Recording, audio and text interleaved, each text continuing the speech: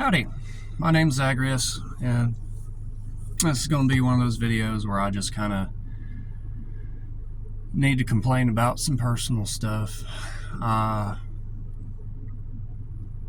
of lost my job and don't know what to do. Now I'm going to say it's partially my own damn fault. It's my mouth got me in trouble. And I'll own up to that.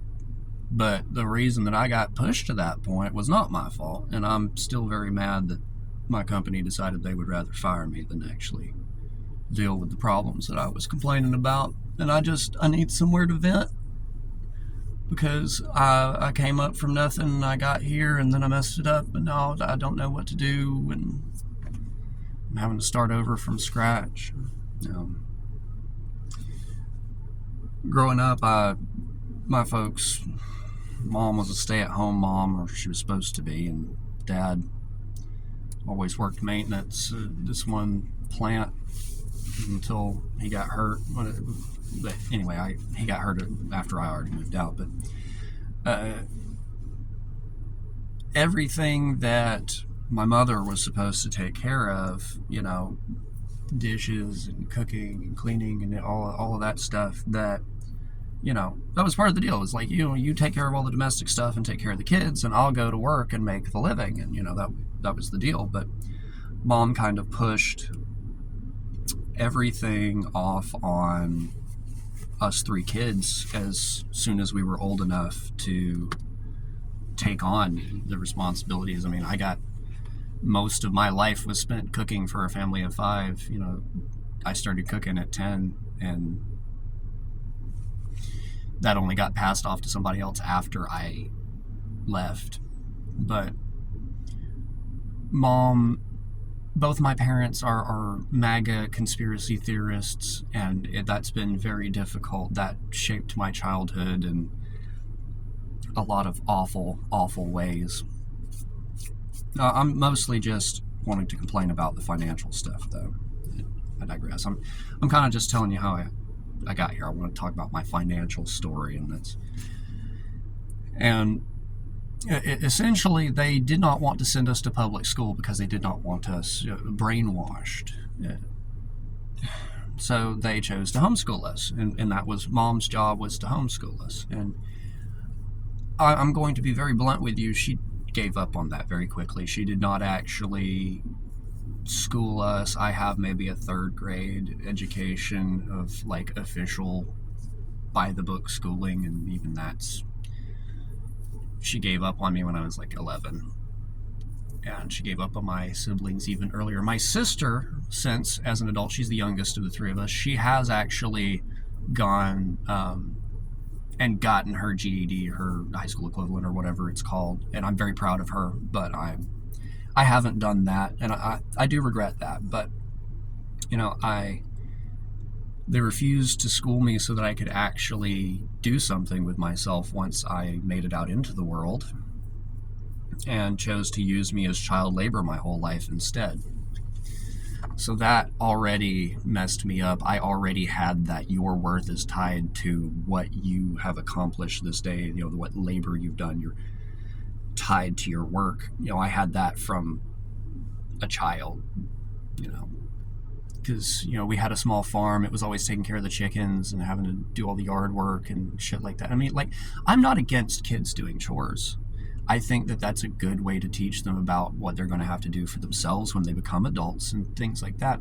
But when you push an entire household's worth of chores off on one person for many years, and eventually it finally started getting split up, but it was all on me for a long, long time. And my siblings didn't understand just how much I did for them and how much of the brunt of the BS I took from our parents until after I moved out, and they found some of the old notes and stuff. They found one of my old lists of chores, and my brother literally came up to me and he was like, "Hey, I found one of those old lists. They really made you do all that stuff?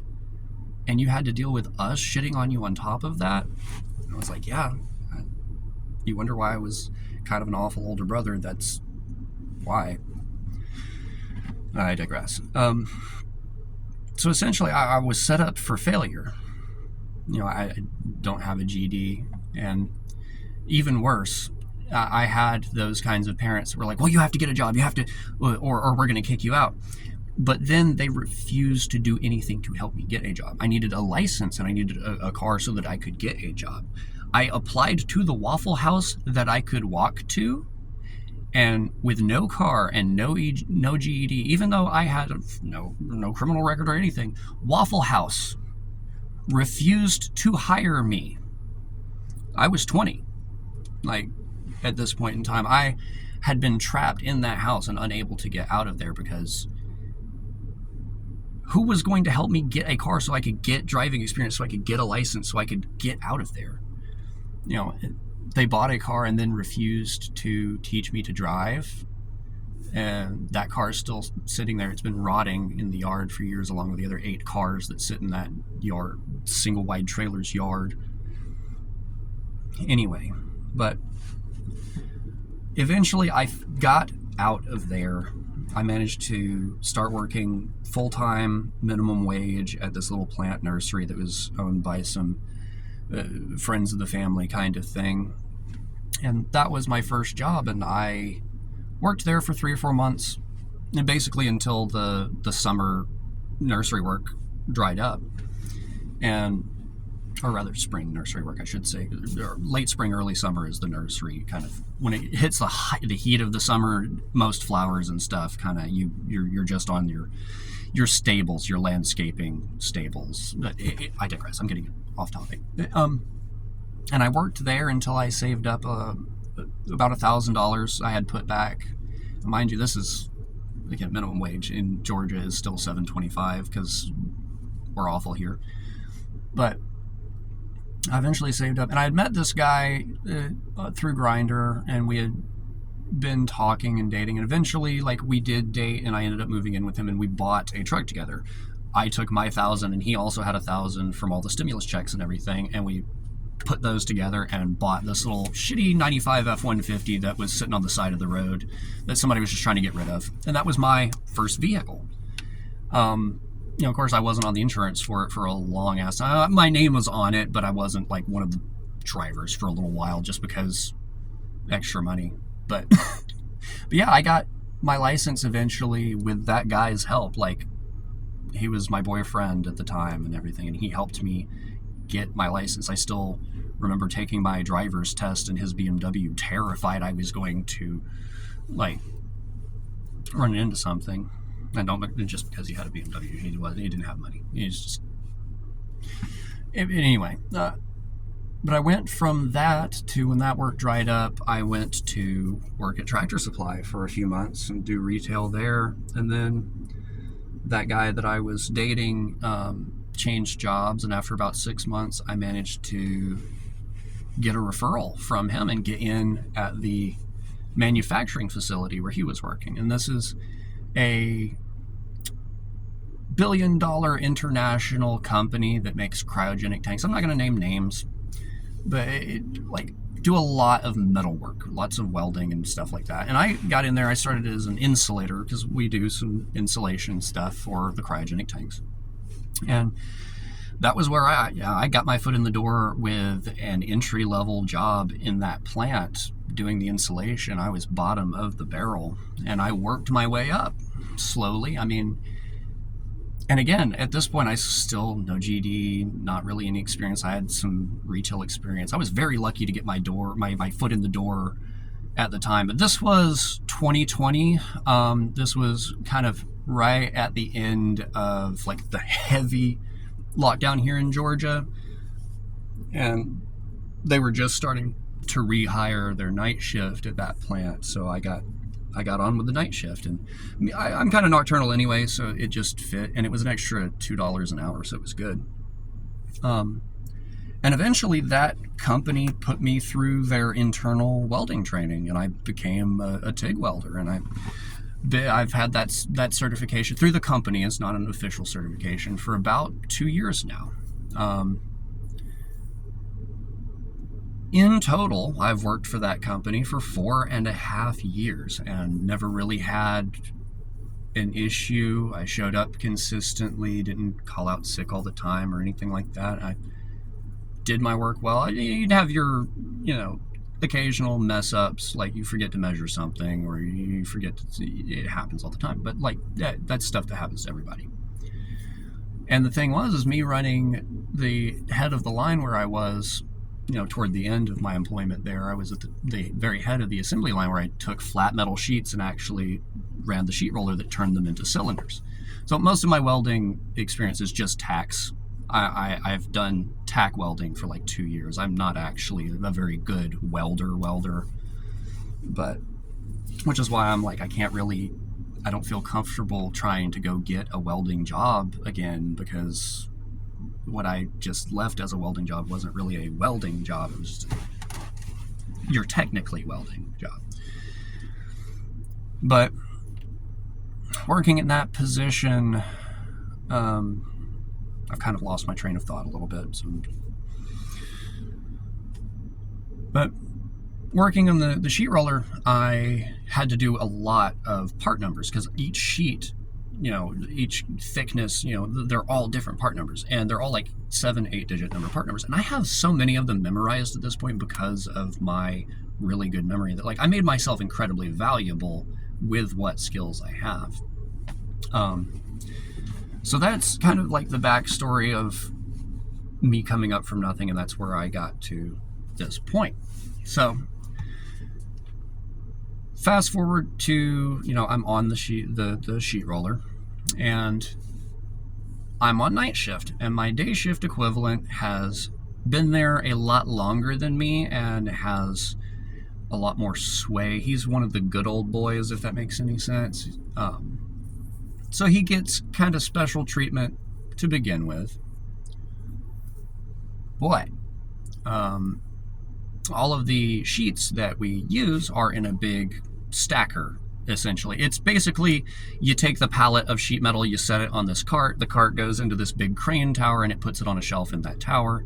And then inside, when you need a sheet, you punch in the part number into the computer, and that crane brings one of those cassettes down onto the cart, and the cart rolls inside to you so that you can pull it off there with the inside crane and start rolling. And this guy, the big issue that I had with him, and that started this whole thing that caused me to lose my job, was the fact that he was getting extra hours over me. Not just that, but we come in 15 minutes after, like, our shift starts 15 minutes after day shifts leaves. So we're passing each other as we come in. There's just that 15-minute window so that they can get out of the way and we can get settled in before we actually have to start. I would not normally have a problem with somebody else getting overtime if they weren't physically in my way to do it, because he was not coming in on an off day to get his extra overtime, and he was not coming in early to get his overtime. He was staying late to get his overtime, which, okay, that's fine.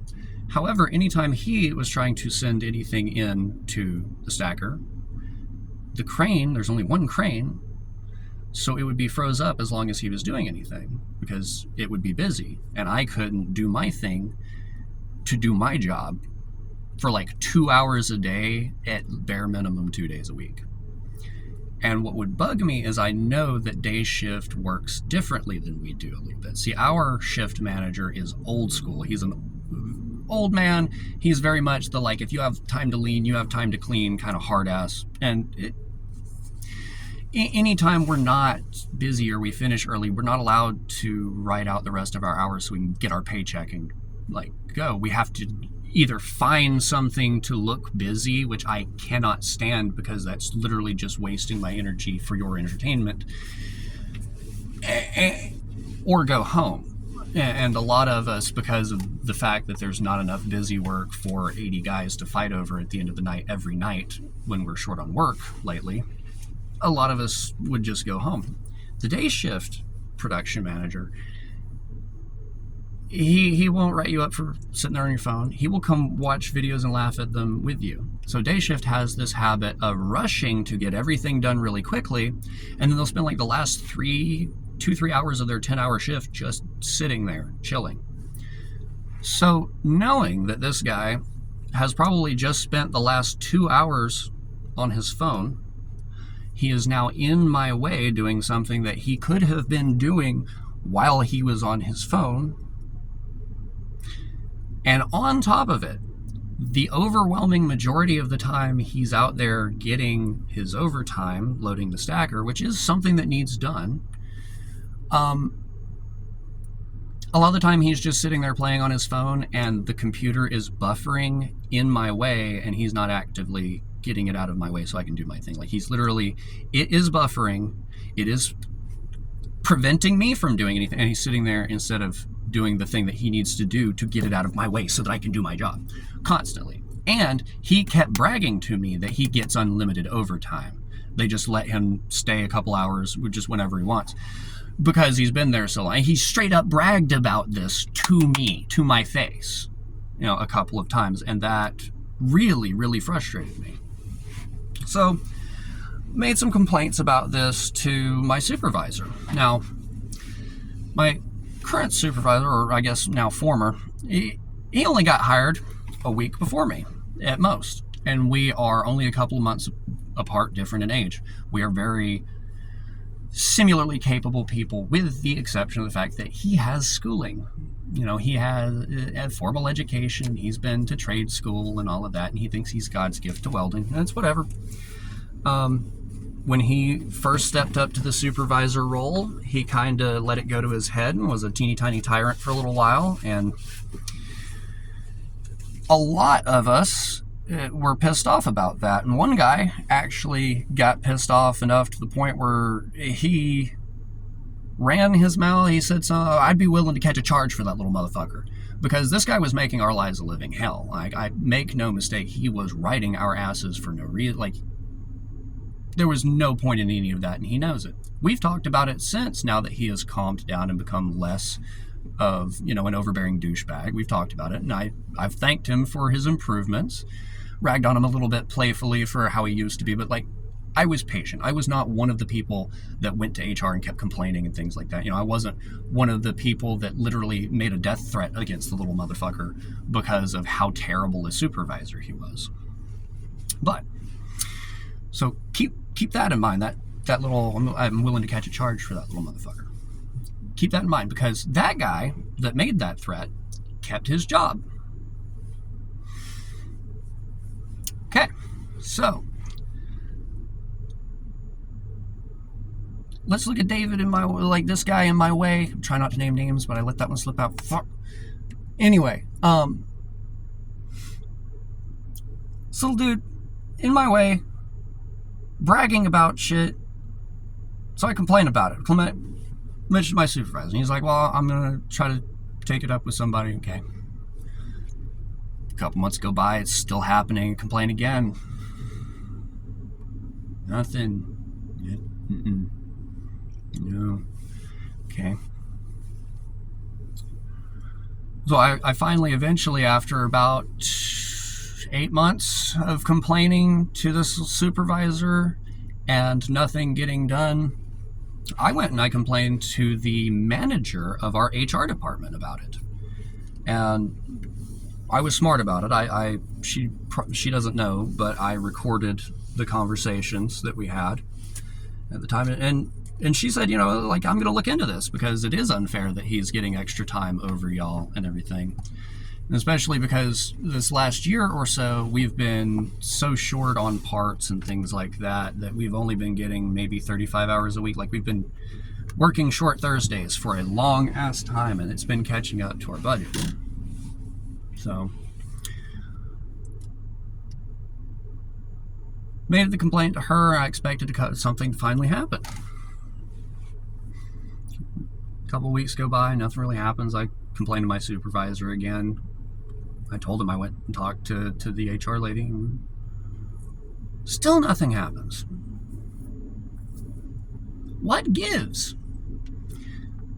Only, in addition to nothing happening, now, on the days that this shithead does not stay late getting overtime in my way, he intentionally makes a mess of our workstation so that I have to spend 10, 15, 20 minutes cleaning unnecessarily before I can even start my shift. I mean, hanging ratchet straps from an overhead air hose reel for no reason, buckets of metal tabs being strung out in the floor, the welding pedal being kicked all the way across the, and hiding tools that we needed, that I needed to do my job. Common tools that were supposed to be left at the station so that the next person could use them. Hiding them. And I texted my supervisor. I said, look, David has hid my shit, so I can't even do my job over here. I've complained to you.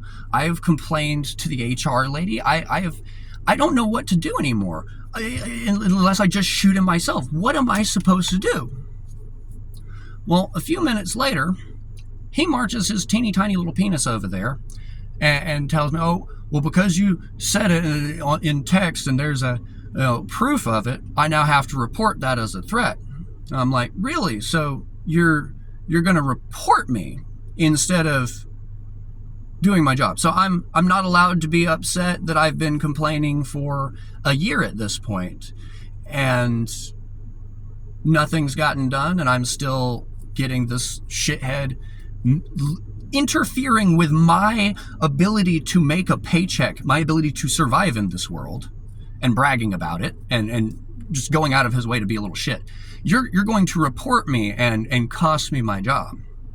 So he did, and that's fine. I understand that saying things like that's unacceptable, threatening people. And if I had actually directly threatened David, I would understand. But this was a frustrated comment that was directed at my superior, who was not doing his job, and that's what I was frustrated about. So that was on a Thursday, which is the very end of our week. So the next Monday, I showed up early for work. I said, well, I didn't get called in here to HR office over this Thursday, so I'm going to preemptively walk in here, fess up to what I said, and see if I still have a job, I briefly talked to the HR manager about everything that's going on in my life, but I reiterated and explained to her all of the stuff that has been going on and the escalation that has been done of the mess making since I went and reported him to her. And I just kind of got completely ignored and did not get to defend myself at all with a repeated, well, what you said is unacceptable. And I asked her, I was like, so why does the other guy that threatened the supervisor directly still have a job? And I'm getting put under so much scrutiny. So she sent me out to the floor for a little while before calling me back in there and telling me, yeah, we're going to suspend you. But while I was in there, she flat out, I've been worried about this ending crime and disorder on America's streets executive order that was put out, because that basically means that anybody who's homeless, like I am right now, anybody who's neurodivergent or mentally ill, which I am neurodivergent, I just don't have diagnoses officially yet, and people disturbing the peace and things like that. I'm going to go ahead and just point out that LGBT people, they like to say that we're mentally ill, and they like to say that we're disturbing their peace all the time just by existing and being different from them. So there's so many ways that this executive order could end up institutionalizing me. I'm very afraid of that. We've seen how much further than what they said they have taken the immigration thing. So how much further than what they're saying are they going to take this? It's had me frightened, and I pointed that out to her. Well, when she called me back in there, she flat out told me that she thinks that I should go and get mental help, and I should consider inpatient mental help. Yes, that is right. In response to my frustration that they will not do their jobs, and a couple hours after I told her that I was frightened, among other things, by this executive order institutionalizing me, she suggested that I institutionalize myself. And then, of course, told me to keep this very, very quiet, not tell anyone, because this is my business and nobody else's. I don't appreciate that at all. Now, here's the real cherry on top. When I first started, way back when I was in the insulation area, they hired this little shit that I am going to directly name because I hate this little motherfucker. His name was Billy Ray. I don't know his last name. Don't care. Hate him.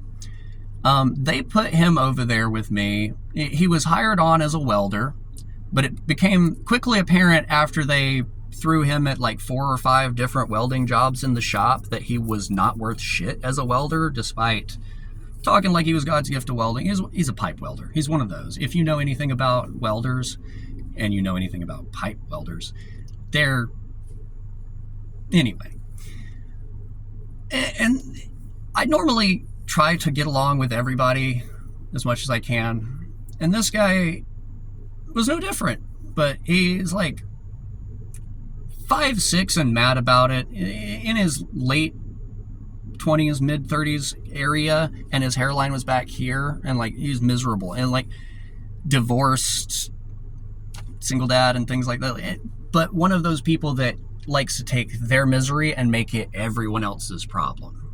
And on top of that, I almost guarantee you that he was a MAGA supporter because of the giant 1776 on his arm and half of the Constitution on his chest. It was bad. Like the bits of his tattoos you could see around the corners of his shirt. It was just like, I do not want to see the rest because I know it's all going to be America. But anyway, for the entirety of my employment here, have been the only openly LGBT member of the night shift. There are a couple of other LGBT folks on night shift, but they're not open about it. I'm the only person that's out. And, you know, I have ridiculous green hair and I wear my shit proud. But I fully expect that a company is going to protect its employees. Now, I was not the type to really be super loud about it back then. I was kind of laid back and quiet, not as flamboyant. I hadn't really dyed my hair all ridiculous or anything yet. So, you know, I just kind of passed for like the hippie straight guy kind of thing. And a couple of my other coworkers there at the time knew, but it wasn't like a big everybody knows thing yet. Well, through one of my other friend coworkers there, Billy Ray found out that I'm queer. And immediately spent so much energy making my life more difficult. He was my partner at the time because after they figured out that he couldn't weld worth a fuck, they stuck him over there with me doing the non-welding job because that was all he was good for. And he was mad about that. But he started working differently. Like he would intentionally, instead of throwing all of the spare insulation that would rip and get, you know, have to be discarded, he would throw it in the floor instead of in the trash. Now, enough insulation in this area gets discarded by a skilled worker that it fills up at least 2 trash bags a shift most of the time. And an unskilled worker is going to waste more. And so this little fucker had essentially the whole shop floor in that area like ankle deep, and it was bad. And stuff like that, trying to work too fast and work us out of a job, like get done really early so he could go home, even though I didn't want to get done really early. I wanted my paycheck, and it was not his decision that my paycheck should be shorter. So he kept up with that until I finally made a joke about his divorce and ended up having to go up to the manager's office about that briefly. But after that, they moved him somewhere else. After they moved him, he escalated. Anytime I had to interact with him for anything, he gave me the silent treatment and just refused to look at me. But he started threatening me through other people. So anytime he needed something from me, he would call my new partner over there and tell him and send him to tell me. But he would also say some homophobic shit every single time. My roommate / ex-boyfriend at the time, who's still working there, he made a point of threatening me to that guy also. You know, my roommate, you know, the guy that was my boyfriend at the time, earlier on. Like, And that guy will back me up on this. This little fucker kept like, I'm going to catch Z out in the parking lot. I'm going to run him off the road. Little queer, shit like that. And I reported it. I reported it to 2 different supervisors because we went through a supervisor change during all that shit. You want to know what never happened? He never lost his job. He eventually decided he was going to go somewhere else and pursue a different career of his own volition. I never got justice. I got threatened constantly,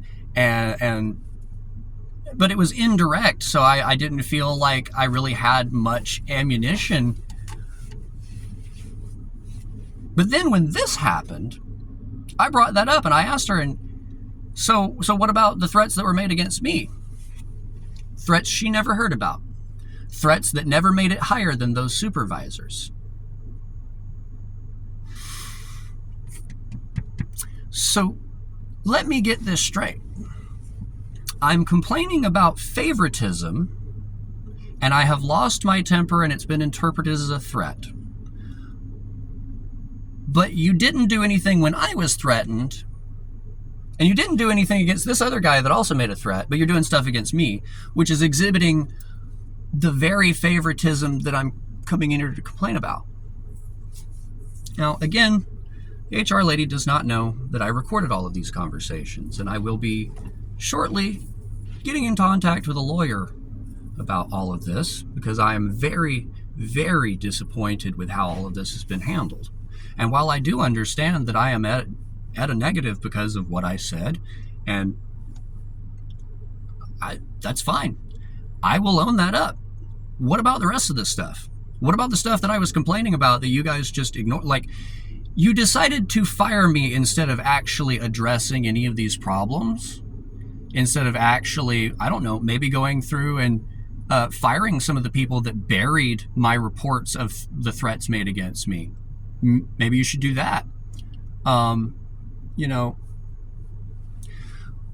Anyway, if there are any lawyers that end up watching this and feel like they want to take my case, this is a pretty big company that just got bought by an even bigger company. But now I'm sitting here going, damn, now I don't have a GED. I've got a car that but I was chained to my job because of this car. I now don't know how I'm going to make payments so that I can keep this vehicle. And I don't have that truck anymore because I also don't have contact with that ex-boyfriend, ex-roommate anymore. Like, that's all a past life now and has been for a while. And so I'm stuck with, like, this is all I have. I'm currently staying with my grandparents in an unfinished basement, just so I have some place for me and my dog to live. And that's terrible, but it's okay, I guess. I'm up shit's creek, and I started from nothing, and I scraped my way and fought and got all the way here. And yeah, there's a lot of things that I should have done differently. I should have gotten my GED while I had a stable job and everything. And I should have been putting back money that entire time instead of wasting it on, the girlfriend that I ended up getting that ended up using me for money and things like that. I've done a lot of things in ways that I wish I could go back and do them differently, but do I regret what I said that caused me to lose my job? Yes. But that's the problem, is like, I don't know what I could have said differently, but I feel like no matter how I pressed the favoritism issue, this was eventually always going to be the result. Because I'm the odd man out. I'm the queer, I'm the weirdo, I'm the only one demanding justice, and I guess the company thinks they can just get away with going, oh, you are insane, you are mentally ill, therefore your entire argument is invalid. I think that's what they really wanted this to turn into. But I don't know, despite how upset I am and everything, like, I'm still pretty damn level, I'd say. I, like, I don't know. I don't genuinely want to cause violence to anybody, but I would like for people to stop causing violence against me, because when it comes to taking away somebody's work hours, those things that they are, that are paying for their ability to eat, when you take away somebody's work hours, you are taking away their food, you're taking away their ability to make their car payment, so you are taking away their liberty, you are taking away their freedom of locomotion. You are taking away their ability to communicate when it comes to their phone payment and stuff like that. So when it comes to messing with somebody's job, that is violence. It's just indirect violence. Yeah, I didn't kill him. I just locked him in a cage until he starved. That's indirect violence. Yeah, and I'm really, really sick of the fact that so many companies and people can get away with indirect violence, and then the moment somebody threatens more direct action or even mentions something more direct because they are frustrated and because they don't see any other avenue of making progress or making change, oh, that you crossed the line. See, we're playing by the rules and you're not. So, no, you're the ones making the rules. Anyway, that's 40 minutes of me complaining into the ether, I guess. I don't know what to do. I've been thinking about moving out west for a while, but I don't know anyone. I don't have any friends out here. I have a couple of coworkers that or ex-coworkers now that don't have time, or I have 3 friends and none of them are in this state. One of them's in Oklahoma, one of them's in Minnesota, and the other one is in Oklahoma planning on moving to Minnesota. So I want, if I could somehow, to pack up all my shit, go to Minnesota, and start over from scratch there. Since I'm having to start over from scratch, I might as well do it somewhere new instead of in the same awful place that I've always been, that I've been raised in. But at the same time, I don't have any support, and there are no social safety nets anymore. I mean, if something happens to me, I'm just fucked. It doesn't matter. My family was never there for me to get me started in this world. They're damn sure not going to help pick me up if I fall. So, and there's a lot more about my childhood that I wish the statute of limitations would allow me to go after my parents for. But I digress. And anyway, I just needed to get some of this crap off my chest and take a minute and just vent my side of the story, I guess. But I don't know what to do. I'm gonna try to make more YouTube videos now that I don't have a job. I would love to do this as a job, or at least part-time. I'd love to make crafts and stuff. I don't want to break my back for a living anymore, but I wouldn't mind it. I have a decent voice, but I can't play any instruments, so that doesn't do any good. And trying to get started in music I wouldn't mind being a voice actor, but I don't know.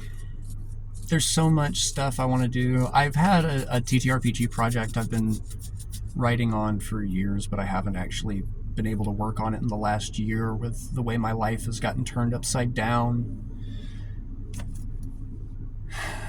I just feel lost and stuck, and I don't know what to do.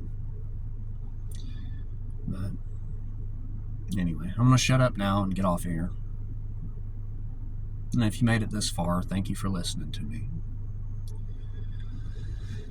Take care out there, y'all.